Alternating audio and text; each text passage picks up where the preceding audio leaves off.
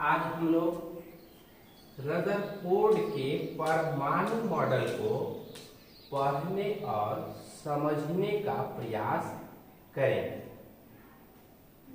जैसा कि आप देख रहे हैं, आप जान रहे हैं कि रदरफोर्ड का परमाणु मॉडल क्या है।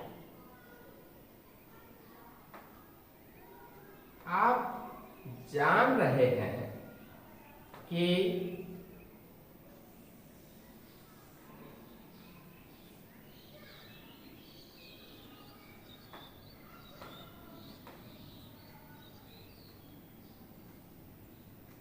यह इलेक्ट्रॉन है और यहां परमाणु का नाभिक।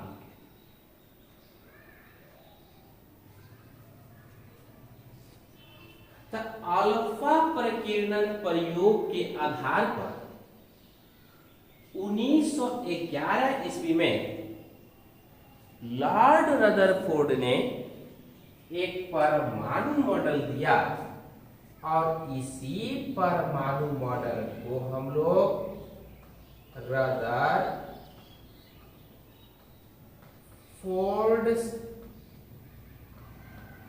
एटॉमिक मॉडल, रदरफोर्ड का परमाणु मॉडल कहते हैं। कब दिया था? 1911 ईस्वी में दिया और इसके आधार पर अल्फा प्रकीर्णन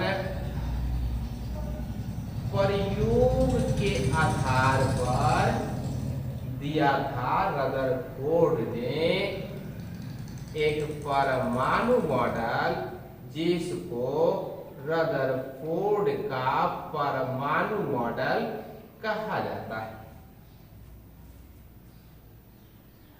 जैसा कि लिखा हुआ है कि अल्फा प्रकीर्णन प्रयोग के आधार पर 1911 ईस्वी में लॉर्ड रदरफोर्ड ने एक परमाणु मॉडल दिया जिसे रदरफोर्ड का परमाणु मॉडल कहा जाता है।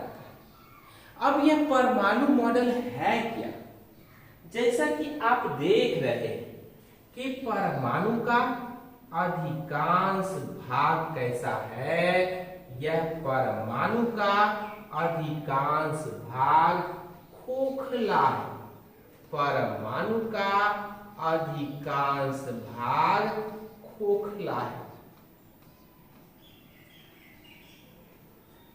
दूसरा क्या देख रहे हैं कि परमाणु के केंद्र में अत्यंत छोटा धन आवेशित ठोस कण पाया जाता है जिसको परमाणु का नाभिक कहते हैं। और तीसरा क्या देख रहे हैं? यह इलेक्ट्रॉन की बात बता रहा है और यह जो इलेक्ट्रॉन है, यह इलेक्ट्रॉन नाभिक के चारों ओर अत्यंत तीव्र वेग से इस तरह से यह चक्कर लगा रहा है। यही रदरफोर्ड का परमाणु मॉडल है। आप यहां पर देखें और समझें कि रदरफोर्ड के परमाणु मॉडल की जो विशेषता है यह बतलाता है कि परमाणु का अधिकांश भाग खोखला होता है। अब खोखला क्यों होता है? अल्फा प्रकीर्णन प्रयोग से आप जान चुके हैं कि अधिकांश अल्फा किरणें सोने की पतली पत्ती को पार कर जाती है जिससे प्रमाणित होता है कि परमाणु का अधिकांश भाग खोखला है। उसके बाद परमाणु के केंद्र में अत्यंत छोटा धन आवेशित ठोस कण पाया जाता है और इसी धन आवेशित ठोस कण को परमाणु का नाभिक कहते हैं। उसके बाद देख रहे हैं इलेक्ट्रॉन जो ऋण आवेशित है नाभिक के चारों ओर अत्यंत तीव्र वेग से चक्कर लगा रहा है। तो यही 3 पॉइंट को समझना है।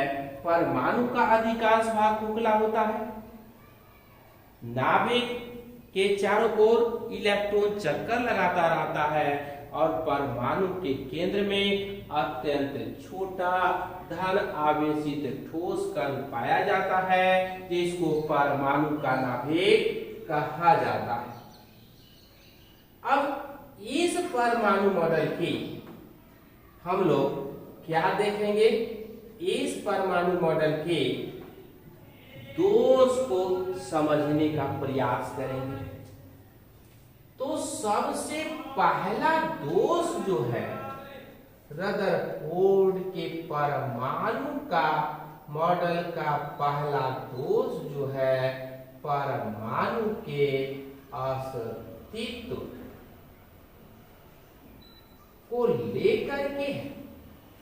और परमाणु का जो अस्तित्व की बात कहा था कि नाभिक के चारों ओर इलेक्ट्रॉन चक्कर लगाता रहता है। इलेक्ट्रोमैग्नेटिक वेव थ्योरी से हम जानते हैं कि इलेक्ट्रॉन के समान कोई कण कितनों ही तीव्र वेग से क्यों न चक्कर लगाए, धीरे धीरे उसके ऊर्जा का ह्रास होगा। जब इलेक्ट्रॉन की ऊर्जा घटेगी तब अभी केंद्र बल और अपकेंद्र बल में अंतर आ जाएगा। सेंट्रीपिटल फोर्स और सेंट्रीफ्यूगल फोर्स में अंतर के कारण इलेक्ट्रॉन को प्रोटॉन अपनी ओर खींचने लगेगा और इलेक्ट्रॉन स्पाइरल पथ को, सर्पिलाकार पथ को अपनाते हुए नाभिक से टकरा जाएगा।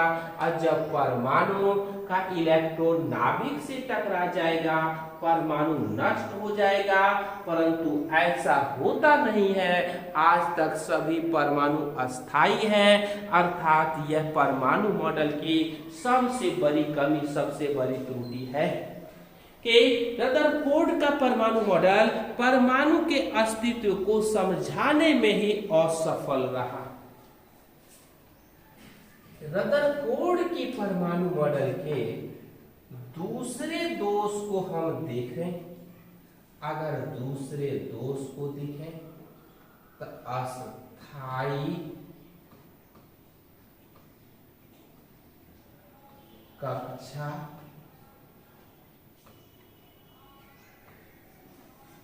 उपकक्षा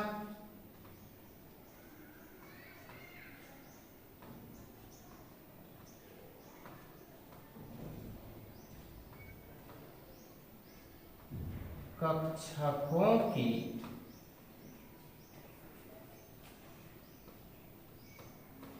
जानकारी नहीं मिल पाती है, नहीं मिल पाती है। किस मॉडल से?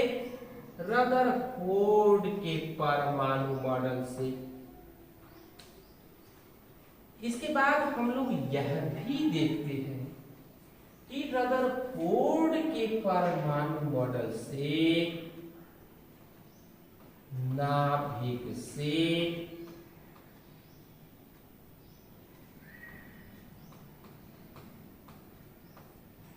इलेक्ट्रॉन की दूरी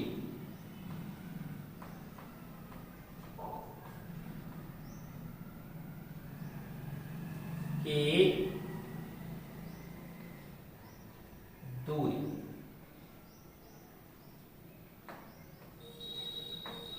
इलेक्ट्रॉन की दूरी इस इलेक्ट्रॉन की ऊर्जा और चक्कर लगाने की दिशा का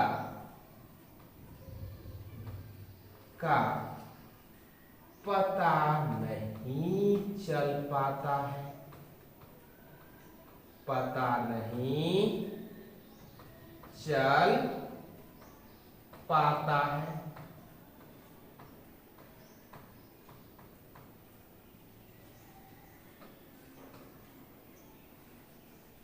उसके बाद हम लोग देखते हैं इस रदरफोर्ड के परमाणु मॉडल से किसका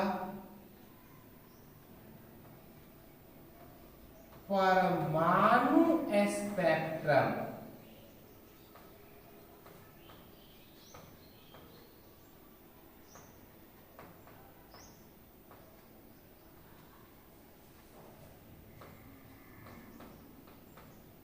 एटॉमिक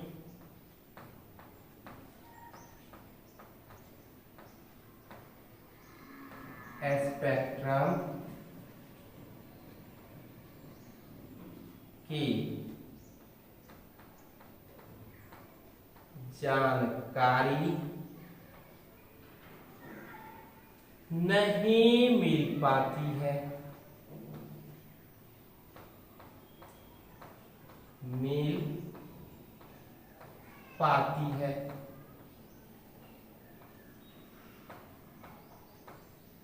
इसके अलावा रदरफोर्ड के परमाणु मॉडल का रदरफोर्ड के परमाणु मॉडल के 3 दोष को हम पढ़ेंगे। सबसे पहला दोष है परमाणु के अस्तित्व को समझाने में रदरफोर्ड का परमाणु मॉडल असफल है। रदरफोर्ड के परमाणु मॉडल से परमाणु के अंदर पाए जाने वाले अस्थायी कक्षा, उप कक्षा या कक्षकों की जानकारी नहीं मिल पाती। रदरफोर्ड के परमाणु मॉडल से नाभिक से इलेक्ट्रॉन की दूरी का पता नहीं चलता है, उस इलेक्ट्रॉन की ऊर्जा कितनी है यह भी पता नहीं चलता है, और यह भी पता नहीं चल पाता है कि यह इलेक्ट्रॉन किस दिशा में चक्कर लगा रहा है। रदरफोर्ड के परमाणु मॉडल से परमाणु स्पेक्ट्रम की जानकारी भी नहीं मिल पाती है। इसके अलावे इस परमाणु मॉडल के गुण भी हैं। दोष के साथ साथ रदरफोर्ड परमाणु मॉडल का गुण भी है, और गुण की जब हम बात करते हैं तो रदरफोर्ड सबसे पहले वैज्ञानिक थे जिन्होंने प्रयोग के आधार पर परमाणु मॉडल को देने का प्रयास किया और उसमें सफलता भी पाई। दूसरा, रदरफोर्ड ने परमाणु के अंदर पाए जाने वाले नाभिक के अस्तित्व की जानकारी दी। परमाणु के अधिकांश भाग खोखला होने की बात कही। नाभिक के अंदर प्रोटॉन की उपस्थिति के विषय में बताया। इलेक्ट्रॉन और प्रोटॉन की संख्या समान होने की बात कही, और इलेक्ट्रॉन का नाभिक के चारों ओर चक्कर लगाने की बात कही। ठीक उसी तरह जैसे पृथ्वी सहित अन्य ग्रह सूरज की कक्षा में परिक्रमा करता है, इसलिए ग्रहीय मॉडल कहते हैं। तो ये सब जानकारी आज भी सही है। इस तरह से गुण और दोनों दोष दोनों है, हम लोगों को सकारात्मक दिशा में समझने और पढ़ने का प्रयास करना है।